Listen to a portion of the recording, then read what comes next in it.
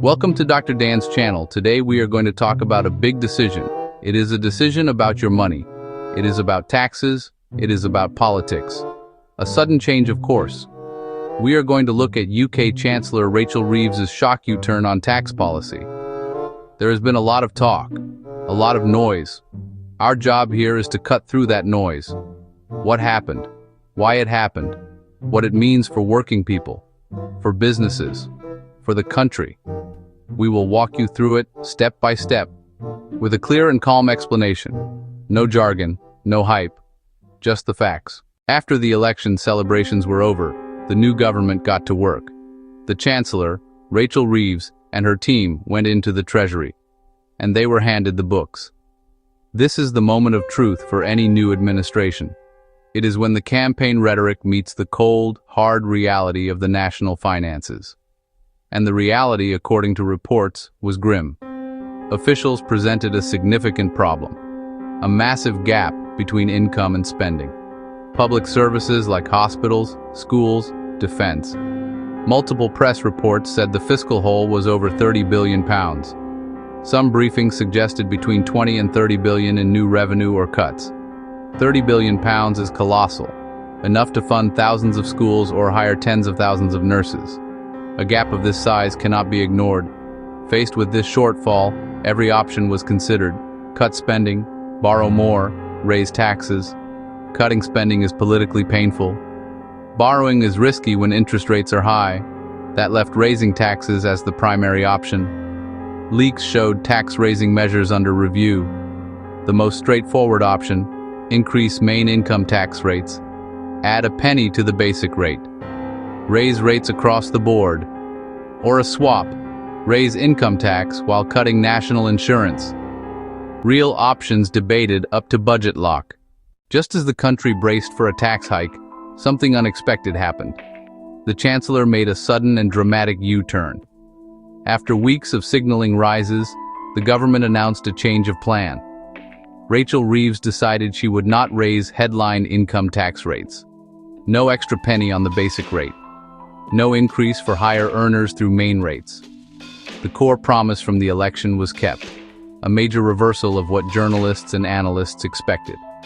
It came very late in the process, pretty much unprecedented for a budget to change so much on the last day. The FT broke the story. It sent a shockwave through Westminster and the city. Government had prepared the ground for rises, then slammed on the brakes. The question was, why? The £30 billion hole did not disappear. The U-turn did not solve the fundamental problem. The money still had to be found. The U-turn changed how the money would be found.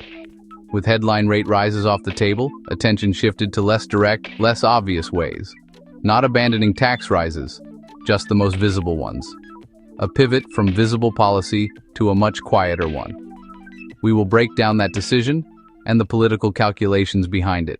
So what does this U-turn mean for your finances? The headline rates are not going up. The basic rate stays at 20%. The higher rate stays at 40%. But tens of billions still need to be raised. Enter threshold freezes, the primary tool now. A threshold is where you start paying tax or a higher rate. If thresholds freeze but wages rise with inflation, fiscal drag kicks in.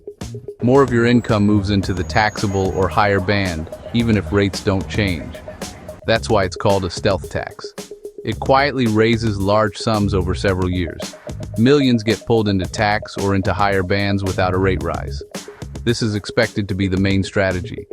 Other targeted options: trimming pension reliefs for higher earners, changing rules for professional partnerships, employer national insurance, raises revenue but increases hiring costs.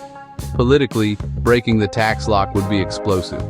Opponents would say, you can't trust labor. Backbench nerves and fragile polling added pressure. Strategists feared a headline rise could collapse confidence. A stealth path is harder to attack, less dramatic, and for now, politically safer.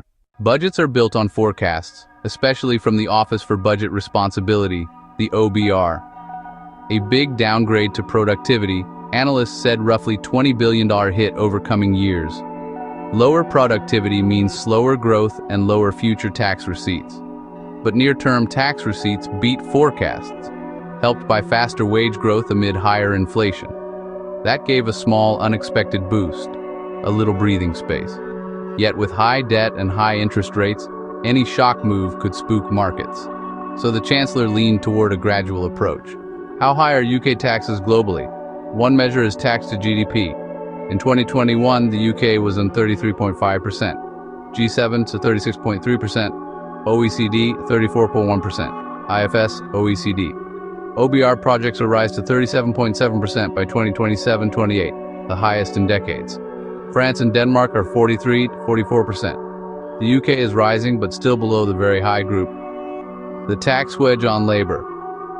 For single workers without children, the UK is relatively low versus big European peers. Average UK workers keep a larger share of gross earnings compared to some continental peers. That helps explain the political sensitivity around raising income tax rates now. But threshold freezes shift burden subtly over time, stealthy, yet significant. The balance, moderate overall burden historically, but rising fast under current plans. The choices ahead sit at the junction of politics, economics, and public finance.